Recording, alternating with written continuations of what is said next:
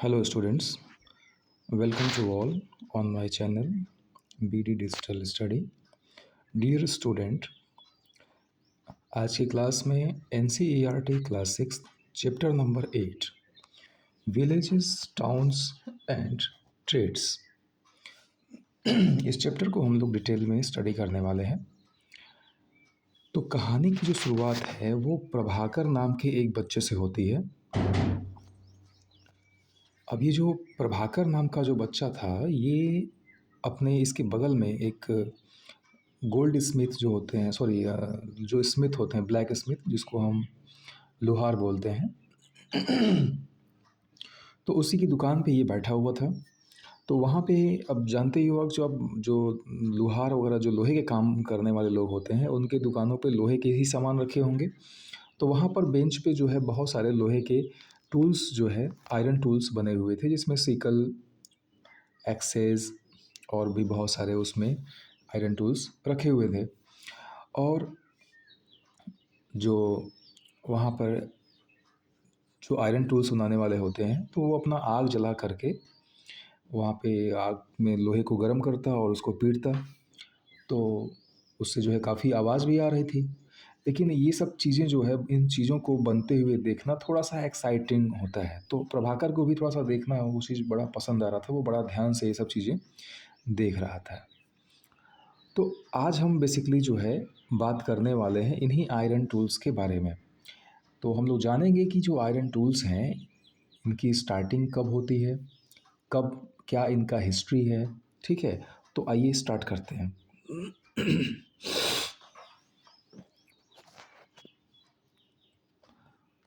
So we often take the use of iron for granted today. This made of iron are a part of our daily lives. The use of iron began in the subcontinent around 3000 years ago. तो देखो आज के date में भी हम लोग iron tools का use बहुत ज़्यादा करते हैं। मुझे लग रहा है कि बिना आयरन टूल्स के आज की लाइफ जो है अगर कह दिया जाए कि पॉसिबल है तो वो संभव नहीं है। ठीक है, क्योंकि कहीं ना कहीं जीवन के हर क्षेत्र में हम लोग आयरन का यूज कर ही रहे हैं। तो इसकी जो बिगनिंग होती है वो लगभग 3000 ईयर्स एगो से स्टार्ट हो जाती है। Some of the largest collection of iron tools and weapons were found in the megalith burials, about which you read in chapter number 4. और अभी हमने पिछले चैप्टर में जो चैप्टर नंबर 4 था उसमें हम लोगों ने पढ़ा था मेगालिथ्स के बारे में। जो मेगालिथ्स बरियल्स होते हैं उसके बारे में हम लोग पढ़ा था कि कैसे जो मेगालिथ्स पीपल हुआ करते थे साउथ इंडिया में, वो अपने बरियल्स में किस तरह से जो लोहे के जो टूल्स हैं, आयरन टूल्स हैं, उनको वो साथ में डेड बॉडीज़ के साथ दफनाते थे, जिसमें हम लोगों को एक्स, सिकल और बहुत सी चीज़ें जो है आयरन्स की मिली हैं वहाँ पे।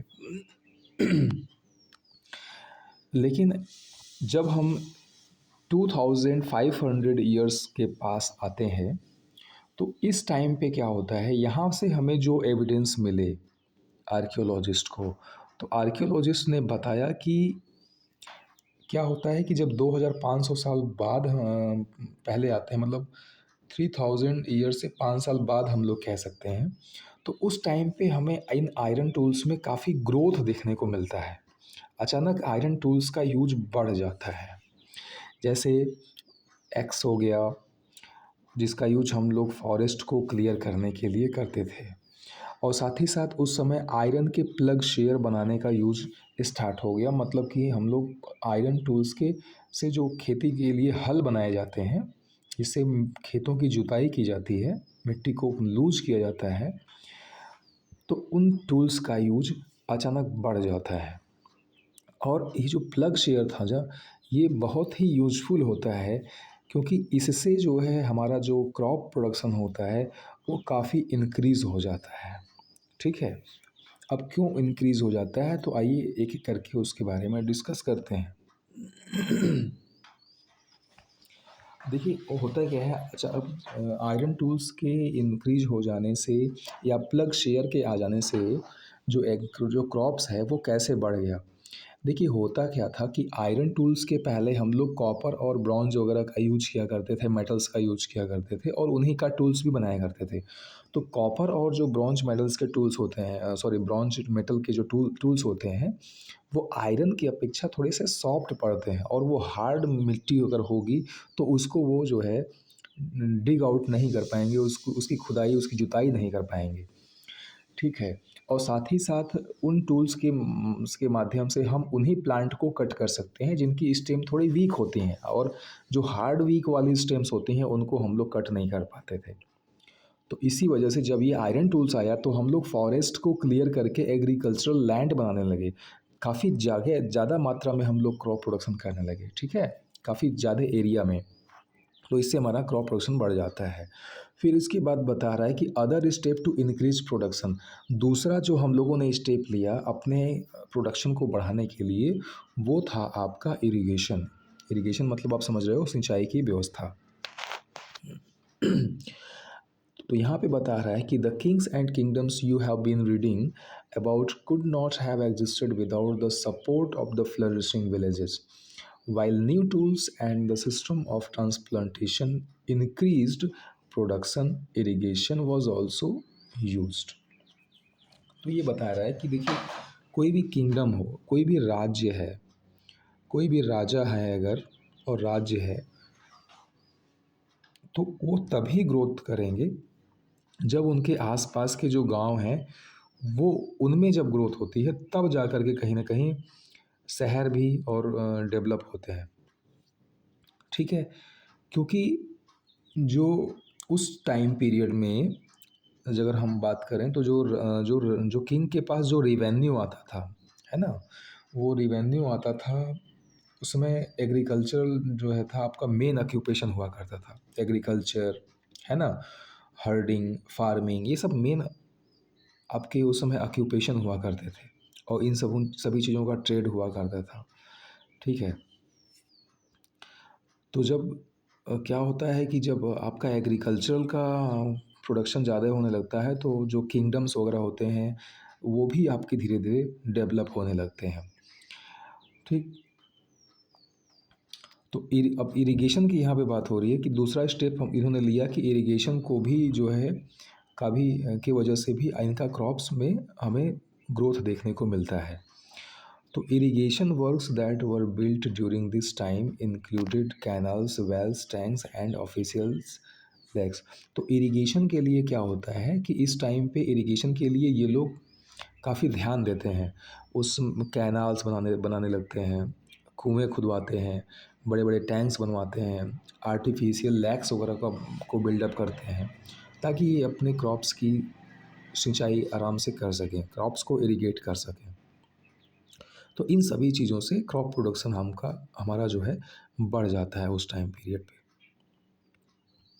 अब यहाँ पे एक चार्ट दिया गया है कि इस चार्ट में क्या है कि बताया गया है कि अगर जो है इरिगेशन का काम करना है तो इरिगेशन के लिए कैसे क्या क्या स्टेप्स लिए जाएंगे उसके बारे में बताया गया है।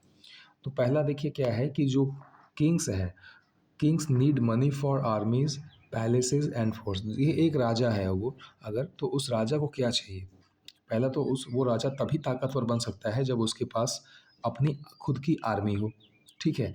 अब उसको आर्मी रखनी है और साथ में उसको अपना बड़ा महल बनवाना है और उसको अपने राज्य की किलेबंदी करनी है, फोर्टिफिकेशन करना है।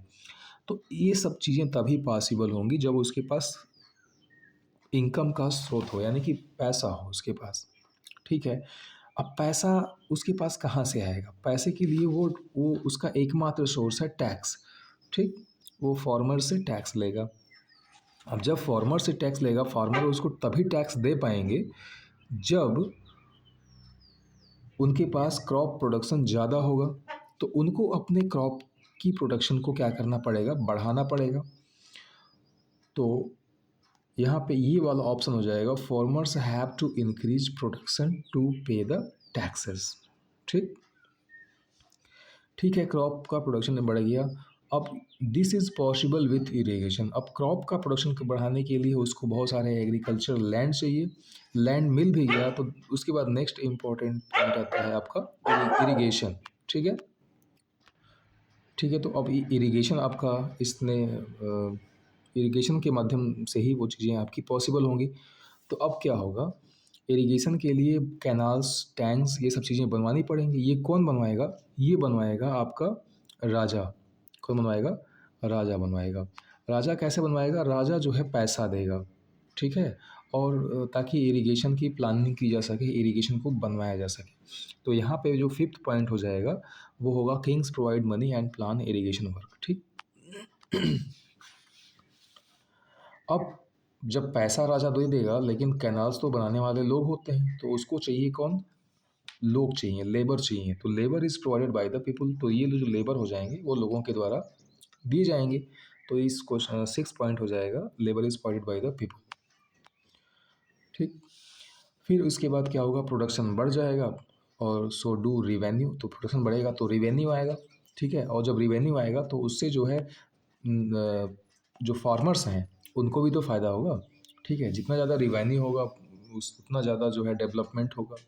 ठीक है, जब ज़्यादा डेवलपमेंट होगा तो फार्मर्स के जो क्रॉप्स प्रोडक्शन है उसकी डिमांड भी बढ़ेगी, तो उनको भी बेसिकली फ़ायदा होगा। Who lived in the villages? There were at least three different kinds of people living in the most villages in the southern and northern part of the subcontinent.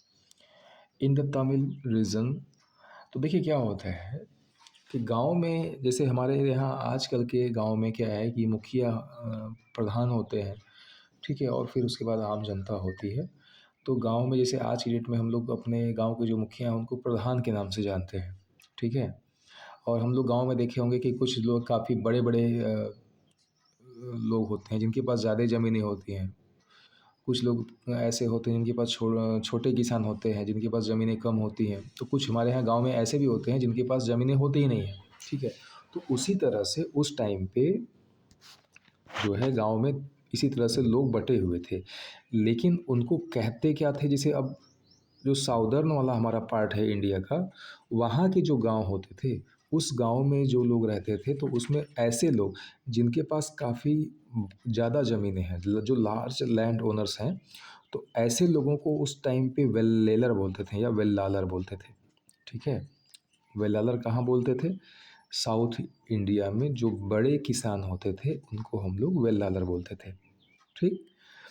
और जो छोटे किसान होते थे, ऑर्डिनरी प्लगमैन्स, उनको हम लोग उजवार बोलते थे। क्या बोलते थे? उजवार। और उसके बाद ऐसे लोग जो जिनके पास ज़मीनें नहीं होती थी, तो ऐसे लोग जिनके पास ज़मीनें नहीं हैं वो क्या करेंगे? वो किसी के यहाँ दास बन जाएंगे या किसी के खेतों में काम करेंगे। ठीक। तो ऐसे लोगों को कडेसियर या एडिमै के नाम से जानते थे। ठीक। तो ये तो बात हो गई आपकी जो साउदर्न पार्ट है हमारा इंडिया का, वहाँ पे ऐसे इन नामों से लोगों को बुलाया जाता था। फिर आते हैं northern part of the country. तो अब जब हम नॉर्दर्न इंडिया में आते हैं तो वहाँ पर जो गांव का मुखिया होता था, विलेज हेडमैन, उसको हम लोग ग्राम भोजक के नाम से जाने जाते थे। ठीक है, अब भाई अब गांव का मुखिया है तो जाहिर सी बात है मुखिया तो तभी होगा, उस टाइम पे मुखिया वही बनता था जिसके पास ज़्यादा ज़मीन होती थी, ज़्यादा पावर हुआ करती थी, जो ज़्यादा संपन्न हुआ करता था। ठीक है, और ये जो ग्राम भोजक था इसका भी पद जो था वो हेरिडिटरी था, मतलब अनुवांशिक पद था। अगर उसका पिता जो है डेथ करता है तो उसका पुत्र फिर अगला ग्राम भोजक भोजक जो है बन जाएगा। और ये जो ग्राम भोजक होते थे भाई, इनके पास ज़मीनें ज़्यादा होती थी, लार्जेस्ट लैंड ओनर हुआ करते थे। इनके पास जो है कई सारे स्लैब्स हुआ करते थे, कई सारे दास दासियाँ इनके यहाँ काम करते थे। ठीक है, वही इनकी खेती वगैरह का काम किया करते थे। Besides, as he was powerful, the king often used him to collect taxes from the villages. अब चूंकि ये पावरफुल था तो इसकी लोगों पे पकड़ थी, तो राजा जो है इसको टैक्स वसूलने का काम दे दिया करता था कि भाई ठीक है, तुम अपने गांव में जो है जितने भी लोग हैं, जितने भी फार्मर्स हैं, छोटे फार्मर्स, उनसे टैक्स कलेक्ट करो। और ही ऑल्सो फंक्शनड एज जज and some time as policeman. और कभी कभी उसको जज की भूमिका भी दे दिया भी निभाता था वो, और कभी कभी वो पुलिसमैन का भी काम करता था। मतलब कि कभी कभी वो अपराधियों को पकड़ता भी था और कभी कभी खुद ही अपराधियों को सज़ा भी दिया करता था। तो ये सारी पावर्स जो है बड़े बड़े जो लार्जेस्ट लैंड ओनर्स हुआ करते थे, जिसको हम लोग ग्राम भोजक कहते हैं, उसको जो है राजा के द्वारा ये सारी सुविधाएं दी गई थी। Apart from the Gram Bhojak, there were others independent farmers known as Grihapatis. Most of women were smaller landowners. Most of home were small land owners. ठीक है, तो देखिए क्या होता है, इसके अलावा जो थे ग्राम भोजक के अलावा कुछ ऐसे फार्मर्स थे जो इंडिपेंडेंट थे। ठीक है, इंडिपेंडेंट का मतलब वो किसी के अंडर में काम नहीं कर रहे थे फार्मर्स ही, बट किसी के अंडर में नहीं थे। अपनी खुद की ज़मीन थी, उस पे वो अपना एग्रीकल्चरल का वर्क किया करते थे। ऐसे लोगों को हम लोग गृहपतिज के नाम से जानते हैं। और इसमें से अधिकतर वो लोग थे जो स्मॉलर लैंड ओनर्स थे, जो काफ़ी छोटे, जिनके पास कम ज़मीनें थी। ठीक है, तो एक तो वही हो गया आपका ग्राम भोजक। ग्राम भोजक के बाद जो बचे उसमें कुछ के पास ज़्यादा ज़मीनें होंगी, कुछ के पास कम ज़मीनें होंगी। ठीक है, तो अधिकतर ऐसे लोग हुआ करते थे जिनके पास ज़मीनें कम हुआ करती थी। ठीक, तो इन सभी लोगों को, जिसके पास कुछ कम ज़मीनें थीं लेकिन कुछ, और किसी के पास कुछ ज़्यादा ज़मीनें थीं, लेकिन ये सारे क्या थे, इंडिपेंडेंट थे, मतलब किसी के अंडर में नहीं थे। ऐसे लोगों को गृहपतिज कहा जाता था। ठीक है, and then there were men and women such as the दास एंड कर्मकारा। और इसके बाद जो बचते हैं वो ऐसे लोग होते हैं जिनके पास ज़मीनें होती ही नहीं हैं, और ऐसे लोगों को दास या कर्मकारा के नाम से जानते हैं। ये लोग कर्मकार होते थे, दूसरे के घरों में काम करते थे, दूसरे के घरों में दास दासियों का काम करते थे। इनकी अपनी ज़मीनें नहीं हुआ करती थी। ठीक है, तो in most villages there were also some craftspersons such as the blacksmith, potter, carpenter and weaver। तो अब उस गांव है तो उसमें फार्मर्स भी होंगे, ठीक है, दास कर्मकारा भी हो गए। तो इनके अलावा कुछ ऐसे भी लोग तो हुआ करते होंगे जो कोई चारपाई बनाता होगा, कोई कुर्सी बनाता होगा, कोई आयरन टूल्स बनाता होगा, कोई मिट्टी के बर्तन बनाता होगा। तो ऐसे लोगों को क्राफ्ट्स पर्सन के नाम से जानते हैं। ठीक है, तो इसमें ब्लैक स्मिथ भी हुआ करते थे, पॉटर भी हुआ करते थे, कारपेंटर और वीवर्स भी हुआ करते थे, बुनकर जो कपड़े वगैरह बनाते हैं। ठीक है,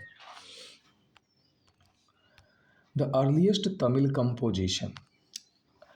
अब हम बात करेंगे तमिल में जो सबसे प्राचीन जो रचनाएं हैं। ठीक है, रचनाएं मतलब कोई कहानी लिखता था, कोई जो है कविताएं करता था। तो ये सब क्या है, ये सब तमिल कंपोजिशंस के अंदर आती हैं, और इसी के बारे में बात करते हैं। तो ये जो प्राचीन जो है आपका तमिल कंपोजिशन है, उसको हम लोग संगम लिटरेचर के नाम से जानते हैं। ठीक है, किसके नाम से जानते हैं, संगम लिटरेचर के नाम से जानते हैं। और इसको कंपोज किया गया था करीब 2300 साल पहले, करीब 2300 ईयर्स एगो। और आपको पता है कि 3000 ईयर्स एगो जो है हम लोग आयरन टूल्स का यूज देखते हैं कुछ मात्रा में, और उसी टाइम पे हम लोग मेगालिथ्स पीरियड में भी जो है देखते हैं कि आयरन टूल्स का यूज़ हो रहा होता है। और 2500 ईयर्स के आसपास जो है आयरन टूल्स का यूज अचानक बढ़ जाता है। ठीक है, और फिर वही 2300 ईयर्स एगो के आसपास क्या होता है, संगम लिटरेचर को कंपोज किया जाता है। अब ये संगम लिटरेचर क्या है और संगम नाम क्यों पड़ा, तो इसका रीज़न ये है कि उस समय जो तमिल में जो है जो राजा महाराजा हुआ करते थे, वो अपने यहाँ मतलब एक भव्य आयोजन करवाते थे, एक भव्य सभाएं करवाते थे, एक सभा करवाते थे, जिसको हम लोग असेंबलीज बोलते हैं। तो उन सभाओं में देश दुनिया के बहुत बड़े बड़े साहित्यकार, रचनाकार आया करते थे, कविताएं लिखने वाले, कहानियाँ लिखने वाले बड़े बड़े विद्वान उस सभाओं में उपस्थित हुआ करते थे, और वो जो है अपनी रचनाएं लिखा करते थे वहाँ पर। ठीक है। तो अब चूंकि ये जो संगम लिटरेचर है, इसमें इसमें जो रचनाएं की गई हैं वो एक साथ असेंबलीज हुआ करती थी, उन असेंबलीज में बैठ कर के किया जाता था। ठीक है। तो इसलिए उसको उसका नाम ही पड़ गया संगम लिटरेचर। अब देखो, हम लोग उसको असेंबली में इंग्लिश में असेंबली बोलते हैं, मतलब सभा, लेकिन उसी को जो है संगम के नाम से भी जाना जाता है। ठीक है। संगम का मतलब क्या, जहाँ पे सभी लोग आपस में मिलते हैं। ठीक। तो अब चूंकि वहाँ पे सभी लोग आपस में मिलते थे और रचनाएं करते थे, तो एक तरह का वहाँ पे संगम हुआ करता था। तो इस तरह से ये जो लिटरेचर हैं जो एक साथ बैठ के लिखे गए, तो उसी के नाम पर इसको संगम लिटरेचर के नाम से जाना गया। और ये जो सभाएं होती थी वो मदुरै सिटी जो है, तमिलनाडु का जो मदुरै जगह सिटी है, वहाँ पे ये सभाएं हुआ करती थी। ठीक। तो आपको समझ में आ गया होगा कि संगम लिटरेचर नाम क्यों पड़ा। तो संगम लिटरेचर नाम इसलिए पड़ा क्योंकि इस इनमें जो जिन रचनाओं की रचना की गई है वो एक साथ संगम में की गई। संगम मतलब एक साथ सभाओं में बैठ करके कई सारे विद्वानों के द्वारा किया गया है। ठीक है। और इसमें बहुत सारी, एक दो नहीं, बहुत सारी रचनाएं की गई हैं इसमें। और इन्हीं रचनाओं से, इन्हीं संगम लिटरेचर से ही हमें ये जो जानकारी हम पढ़ रहे हैं अभी, उजवार, वेल्लालर, कडेसियर, एडमे, जो हमने भी पढ़ा है, ये शब्द हमें इन्हीं रचनाओं से ही मिलते हैं। तो अब हम लोग बात करेंगे क्वाइंस के बारे में। तो archaeologist have found several thousands of coins belonging to this period. The earliest coins which were in use for about 500 years were punch-marked coins such as the one shown here. तो हमारे जो archaeologist हैं, ठीक है, archaeologist को हिंदी में पुरातत्वविद भी कहा जाता है, तो इनको एक दो नहीं, हजारों क्वाइंस मिले हैं। कब? उस पीरियड के। ठीक है। हजारों क्वाइंस मिले हैं। और द अर्लीस्ट, अब उन हजारों क्वाइंस में हमारे जो आर्कियोलॉजिस्ट है वो बताते हैं कि जो सबसे पहले वाले, जो सबसे पहले क्वाइंस का यूज किया जाता था, जो पहला क्वाइंस आया था, उसको पंच मार्क्ड क्वाइन के नाम से जाना जाता था। ठीक है। और ये पंच मार्क्ड क्वाइंस आप यहाँ पे डायग्राम में देख सकते हो, ये इस तरह से हुआ करते थे। ठीक है। अब यहाँ पर देखिए, पंच मार्क्ड क्वाइंस क्या होते हैं, इसके बारे में थोड़ा सा डिटेल में दिया हुआ है। तो देखिए, पंच मार्क्ड, पंच का मतलब होता है किसी को पंच मारना, मतलब किसी को चोट मारना। ठीक है। तो ये जो क्वाइंस हुआ करते थे, अधिकतर आपको रेक्टेंगल शेप में मिल जाएंगे। इसके बाद कभी कभी ये स्क्वायर शेप में और सर्कल शेप में भी मिल जाया करेंगे। ठीक है। लेकिन मैक्सिमम आप देखोगे तो ये रेक्टेंगुलर शेप में ही आपको मिलेंगे। तो इसमें क्या होता था कि बड़ी सी मेटल शीट होती थी, उस मेटल शीट को कई सारे पार्ट में, छोटे छोटे पार्ट्स में काट लिया जाता था, और काटने के बाद कोई डाई हुआ करती थी। डाई का मतलब है जिसपे पहले से ही कुछ आकृतियाँ बनी हुई होती थी। उस डाई के माध्यम से इस पे जोर से चोट मारा जाता था, और जब चोट मारा जाता था, पंच मारा जाता था, तो इस पे जो है कोई ना कोई आकृति या कोई ना कोई सिंबल इस पे बन जाता था। ठीक। तो इसलिए चूंकि ये जो क्वाइंस थे ये पंच मार करके बनाए जाते थे, स्टाम्प करके बनाए जाते थे, इसलिए इनको पंच मार्क्ड क्वाइंस कहा जाता है। तो अगर क्वेश्चन आ गया कि भाई पंच मार्क्ड क्वाइंस क्या हैं, तो आप इसमें 2-3 पॉइंट लिख सकते हो कि ये पहली चीज़ कि दे वेयर द अर्लीस्ट क्वाइन, सबसे पहले वाले क्वाइंस यही थे। दूसरा, they are named punch marked because they are made by the stamping method और by the punching method। ठीक। इनका नाम पंच मार्क इसलिए पड़ा क्योंकि ये स्टाम्प करके बनाए जाते थे या पंच करके बनाए जाते थे। ठीक है। तो 2-3 पॉइंट आपने इसको राइट कर देना है। Other means of exchange. अब देखिए, कॉइन्स के माध्यम से तो जो है ट्रेड होता भी ही था, लेकिन साथ ही साथ इसके अलावा कुछ और भी चीज़ों का एक्सचेंज होता था या और भी चीज़ों का ट्रेडिंग किया जाता था। तो यहाँ पे उसी जो संगम कलेक्शन है, संगम लिटरेचर है, उसी में से एक छोटी सी यहाँ पे पोयम दी गई है, उसके बारे में थोड़ा सा हम लोग जान लेते हैं। सॉरी। यहाँ पे as they carry the white paddy for their of their land to exchange it for the salt of another. इसमें यहाँ बताया जा रहा है कि कोई जो व्यापारी है वो सफ़ेद कलर के उसके धान थे, और उन सफ़ेद कलर के जो धान हैं उनको जो है वो साल्ट से एक्सचेंज करने जा रहा था, मतलब उसको वो दे करके उसके बदले नमक लेने के लिए जा रहा था। ठीक है। फिर क्या था कि उसको crossing the long roads in carts, और उसको क्या होता था कि कार्ट में बैठ करके लंबे लंबे रास्तों तक सफ़र करना पड़ता था। और जब वो सफ़र करता तो कहीं बीच में जो है वाइट कलर के सैंड मिल जाते, और वो वाइट कलर के सैंड इस तरह से थे जैसे रात में जो है चांदनी रात चमकती है, तो उसी तरह से वो जो सैंड हुआ करते थे वो उस तरह से लाइट किया करते थे, चमका करते थे। और जब ये मर्चेंट जाते थे ना, तो ये अपने फैमिली को छोड़ना पसंद नहीं करते थे, ये अपने फैमिली को भी साथ में ले जाया करते थे। तो the departure of the salt merchants leave the city empty. तो अब इस तरह से क्या होता था कि जब बहुत सारे मर्चेंट एक साथ जो है व्यापार करने के लिए चले जाते थे, तो पूरा का पूरा शहर जो है एकदम खाली हो जाया करता था। ठीक है। Cities with many functions. अब हम लोग बात करेंगे सिटी और उसमें जो है क्या क्या फंक्शन होता था, क्या क्या चीज़ें उस शहरों में कैसे काम करती थी, आइए एक बार जान लेते हैं। तो very often a single town was important for a variety of reasons. Let us look at the example of Mathura. Page map 7, page number 87. तो मथुरा के बारे में आप जानते ही हैं। तो ये क्या कह रहा है कि अधिकांश करके होता क्या था कि कोई एकाक शहर ऐसा होता था अक्सर करके जो जिसकी काफ़ी ज़्यादा इम्पोर्टेंस हुआ करती थी, जो काफ़ी ज़्यादा इम्पोर्टेंट हुआ करता था। ठीक।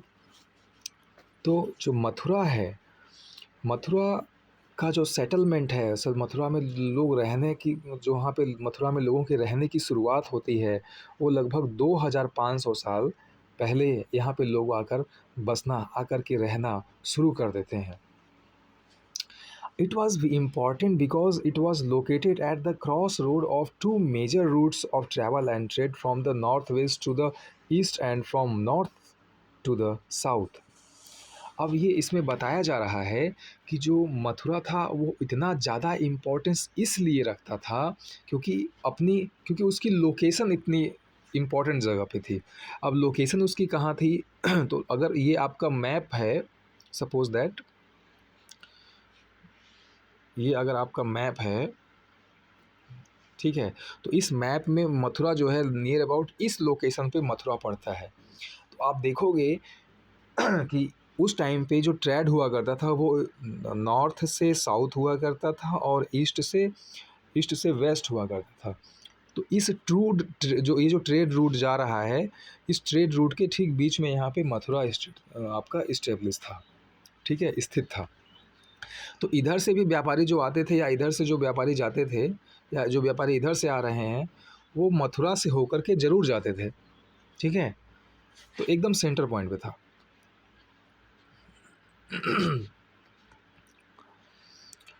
There were fortifications around the city and several shrines. Farmers and herders from adjoining areas provided food for people in the city. तो होता क्या था कि मथुरा जो सिटी था उसको पहली चीज़ की फोर्टिफिकेशन किया गया था। फोर्टिफिकेशन का मतलब क्या होता है? उसकी किलेबंदी की गई थी, चारों तरफ से बड़े बड़े दीवार से उसकी किलेबंदी की गई थी ताकि उसकी सुरक्षा जो है स्ट्रॉन्ग रहे, कोई उसको पे अटैक न करे।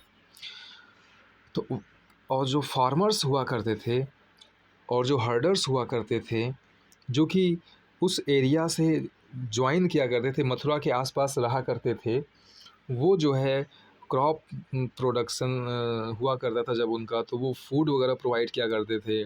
जो हर्डर्स होते थे वो एनिमल्स से मिलने वाले जो फूड हैं, एग्स हो गया, मिल्क हो गया, मीट वगैरह हो गया, वो सब चीज़ें जो है उन शहरों में जा कर के सेल किया करते थे, तो जिससे उनकी भी काफ़ी अच्छी आमदनी हो जाया करती थी। Mathura was also a centre where some extremely fine sculpture was produce. देखिए दूसरा कारण क्या है कि जो मथुरा था उस टाइम पे स्कल्पचर क्रिएशन के लिए काफ़ी ज़्यादा फेमस था। वहाँ बड़ी ही अच्छी, बड़ी ही दुनिया में, पूरी दुनिया में सबसे अच्छी मूर्तियाँ जो है बनाई जाती थी वहाँ पे। पूरे वर्ल्ड में फेमस था उस समय मथुरा जो है स्कल्पचर प्रोडक्शन में, ठीक है। तो अराउंड 2000 ईयर्स एगो, लगभग 2000 साल पहले, Mathura Beckham the second capital of the Kushana, about home you would read. तो क्या होता है कि लगभग 2000 साल पहले जो मथुरा होता है वो सेकेंड कैपिटल बन जाता है। किसका? जो कुषाण, जो हम लोग हिंदी में उसको कुषाण बोलते हैं, इंग्लिश में कुशाना बोलते हैं। तो कुशाना जो हमारे इंडिया में आए थे, जो शक आए थे, शकाज आए थे, है ना। तो यहाँ पे जो कुशाना आए थे, ये लोग क्या किए कि ये लोग मथुरा को अपना सेकंड कैपिटल बनाते हैं। और जब कोई शहर, कोई राज्य कैपिटल बन जाता है ना, तो उसका डेवलपमेंट बहुत तेज़ी से होता है, ठीक है।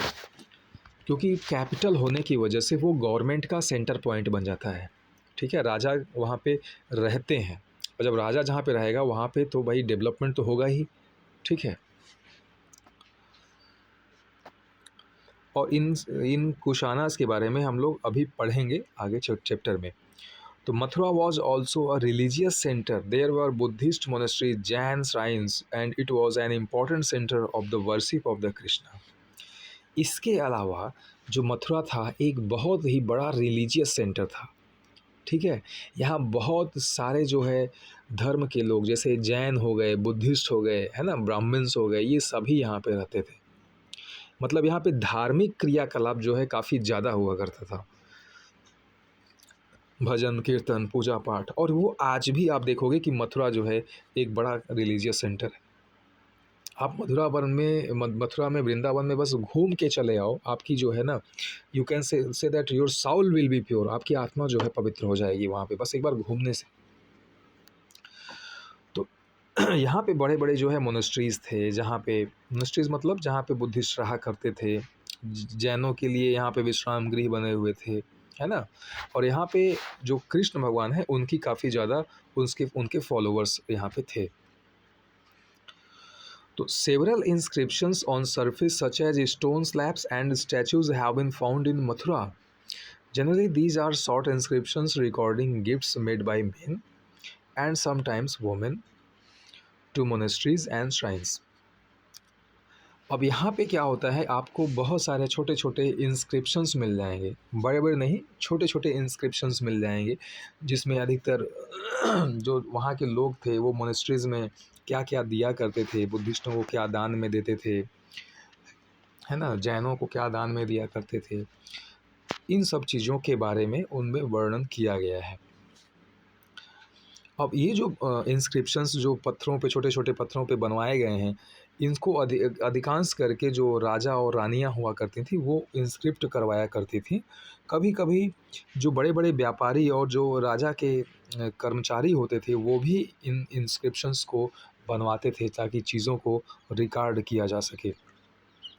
For instance, inscriptions from Mathura mentions goldsmith, blacksmith, weaver, basket makers, garland makers और परफ्यूमर्स। कभी कभी हमें इन्हीं इंस्क्रिप्शंस के द्वारा जो ब्लैक स्मिथ होते हैं, जो बुनकर होते हैं, बास्केट बनाने वाले, माला बनाने वाले, परफ्यूम बनाने वालों के बारे में भी कभी कभी हमें जानकारी कहीं कहीं से मिल जाती है। ज़्यादा मात्रा में नहीं, कभी कभी हमें इनके बारे में भी जानकारी मिल जाती है। Crafts and crafts person. अब हम लोग बात करेंगे क्राफ्ट्स के बारे में और क्राफ्ट्स पर्सन के बारे में। तो we also have archaeological evidence for crafts. These include extremely fine pottery known as the northern black polished wood. It gets its name from the fact that it is generally found in the northern part of the subcontinent. तो यहाँ पे जो craft, जो शिल्प कला के जो evidence मिले हैं, उसमें सबसे ज़्यादा हमें जो एविडेंस मिले हैं वो पॉटरी से रिलेटेड बने हैं, मतलब बर्तनों के एविडेंस ज़्यादा मिले हैं। और उसका रीज़न क्या है, क्योंकि ये जो पॉटरी बनाई गई थी ये जो मिट्टी होती थी, सॉइल को होती थी, उनको पका दिया जाता था। पकाने की वजह से क्या होता था कि इनका जो ड्यूरेशन होता है ना वो बढ़ जाता है, काफ़ी दिनों तक ये सर्वाइव कर कर पाए। लेकिन और भी जो सारे क्राफ्ट्स होते हैं, जैसे किसी ने मिट्टी के जो है खिलौने बनाए होंगे, किसी ने लकड़ियों के कुछ चीज़ें बनाई होंगी, ठीक है, तो वो किसी ने कपड़े बनाए होंगे, तो वो चीज़ें सर्वाइव नहीं कर पाई इतने दिनों तक, ठीक है, क्योंकि हो सकता है वो उसे चूहे खा खा गए हों, लकड़ियाँ जो हैं सड़ गई हों। लेकिन ये जो मिट्टी के जो बर्तन पका दिए जाते हैं वो काफ़ी दिन तक सर्वाइव कर कर पाते हैं। तो यहाँ से जो पॉटरी मिली है ना, ये इतनी ज़्यादा फाइनेस्ट है, इतनी ज़्यादा, मतलब इसमें अच्छी टेक्नोलॉजी का यूज किया गया था कि इनको देखने पे एकदम ये मेटल की तरह लगती थी। और इनका जो कलर हुआ करता था वो एकदम ब्लैक और शाइनी हुआ था। पॉलिश देख रहे हो यहाँ पे लिखा हुआ है पॉलिश्ड वर, मतलब इनको, इनका कलर ब्लैक था और इनको पॉलिश इतनी अच्छी प्रकार से किया जाता था कि इनमें अच्छी सी शाइन आ जाती थी, एकदम चमकने लगते थे वो जो है। और इनको NBPW बोला जाता है, मतलब नॉर्दर्न ब्लैक पेंट वेयर। अब इनका नाम इसमें इसलिए पड़ा क्योंकि ये नॉर्दर्न इंडिया के नॉर्दर्न पार्ट से मिले हैं, इसलिए इसको नॉर्दर्न बोला गया। ब्लैक कलर से पेंट थे तो इसलिए इनको ब्लैक बोला गया। ब्लैक पेंटेड वेयर मतलब बर्तन, ठीक। Remember that the archaeological evidence for many crafts may not have survived. तो अभी नहीं, आपने आपको बताया कि बहुत सारे ऐसे क्राफ्ट्स रहे होंगे जो सर्वाइव नहीं कर पाए होंगे। तो we know from text that the manufacture of cloth was important. There were famous centers such as Varanasi in north and Madurai in the south. Both men and women worked in these centers. तो यहाँ पर और भी सारे जो crafts हैं वो बनते थे, लेकिन वो सर्वाइव नहीं कर पाए, तो उनके बारे में हमें जानकारी नहीं मिलती है। लेकिन जो संगम लिटरेचर है, उस लिटरेचर में ऐसा वर्णन किया गया है कि यहाँ पर जो है क्लॉथ्स वगैरह बनाने का भी काम हुआ करता था। और यहाँ पे कपड़े बनाने के टेक्सटाइल इंडस्ट्रीज़ हुआ करती थी उस टाइम पे। और उसमें जो फेमस जो टेक्सटाइल इंडस्ट्रीज़ थी वो थी आपकी वाराणसी में, ठीक है। और वो थी आपकी जो साउथ इंडिया में जो मदुरै सिटी पड़ता है वहाँ पर थी। और वहाँ पे जो है मेन और वोमेन, पुरुष और महिलाएं दोनों काम किया करते थे इन सेंटरों में, ठीक है।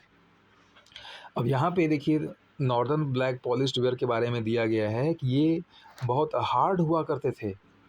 व्हील मेड, इनको चाक से बनाया जाता था। चाक मतलब वो जो कुम्हार बनाता है मिट्टी की बर्तन चाक का यूज करके, उससे। और मेटालिक लुकिंग, ये एकदम मेटल की तरह दिखते थे। विथ शाइनी ब्लैक सरफेस, और इनका जो सरफेस था वो एकदम शाइनी चमकीला हुआ करता था।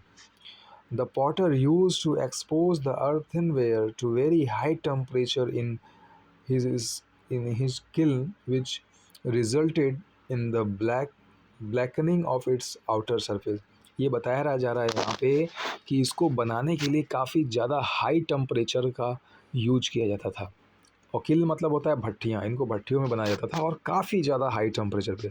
और उस हाई टेम्परेचर की वजह से इनका जो कलर हुआ करता था वो ब्लैक हो जाया करता था।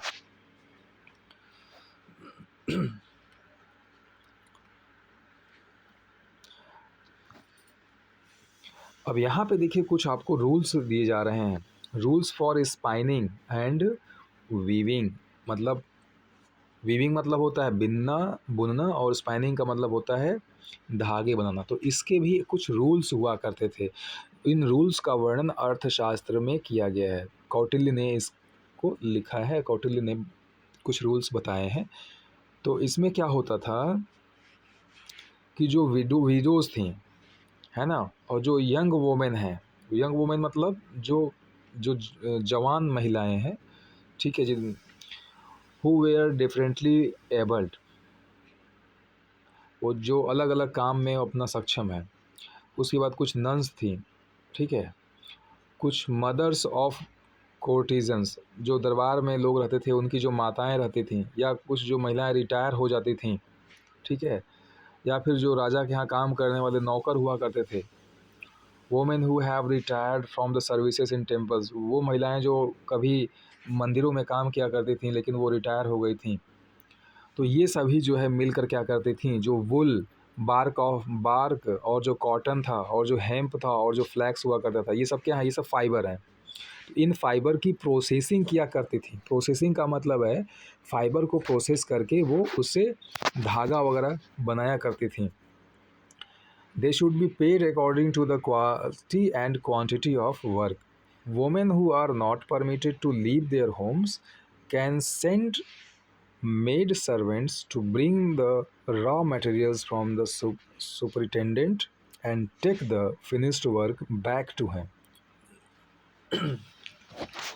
तो उनको क्या होता था कि महिलाओं को जितना बढ़िया वो काम करती थीं या जितनी ज़्यादा मात्रा में काम करती थीं, उसी के अकॉर्डिंग उनको पेमेंट दिया जाता था। और जो महिलाएं या ऐसी महिलाएं जिनको घर से बाहर जाने की परमिशन नहीं थी, तो उनके यहाँ जो मेड काम करने के लिए आती थी, उनको भेज दिया जाता था कि जाओ वहाँ से सामान लेके करके आओ। वो सामान ले आकर के आती थी और फिर वो जो घर में महिलाएं जिनको परमिशन नहीं था, वो अपने घर में ही उस सामान को, उस मटेरियल को, रॉ मटेरियल को प्रोसेस करती थी। और ये महिलाएं जो है सुपरिटेंडेंट से सामान लेकर के आती थी।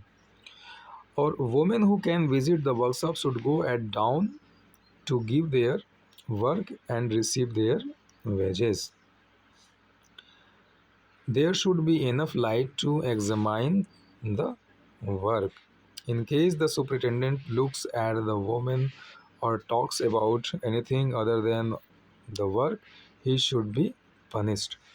अब ये जो महिलाएं होती थी उनको जो है वर्कशॉप पे जाना होता था डाउन टाइम में, और वहाँ से उनको जो है रिसीव करना होता था। वो अपने जो पैसे होते थे उनको वो वहाँ से लेती थीं, और उस समय there should be enough light to examine the work, और उनके काम को देखने के लिए प्रॉपर लाइटिंग की व्यवस्था जो है होती थी। वहाँ पे देखा जाता था कि उन्होंने कैसा काम किया है, ठीक है। और अगर कभी जो है जो सुपरिटेंडेंट होता था वो महिलाओं के साथ गलत तरीके से व्यवहार करता था या उनसे जो है गलत तरीके से बात करता था, तो उसको पनिशमेंट की भी सज़ा वहाँ पे दी जाती थी। और अगर जो महिलाएं अच्छे से काम नहीं कर रही हैं या उन्होंने अपना काम समय से पूरा नहीं किया है या उनके काम में कोई ख़राबी है, तो उनको भी सज़ा मिलती थी, उनको पैसा नहीं दिया जाता था। कभी कभी तो ऐसा होता था कि महिलाओं के अंगूठे भी काट लिए जाते थे, ठीक है।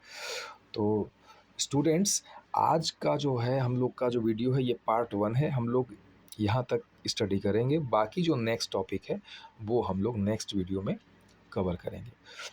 तो बने रहिएगा वीडियो के साथ और चैनल को लाइक और सब्सक्राइब ज़रूर करिएगा ताकि थोड़ा सा मुझे सपोर्ट मिले आपका। और आपने देखा इसके लिए आपको बहुत बहुत धन्यवाद। Thank you for watching and have a nice day.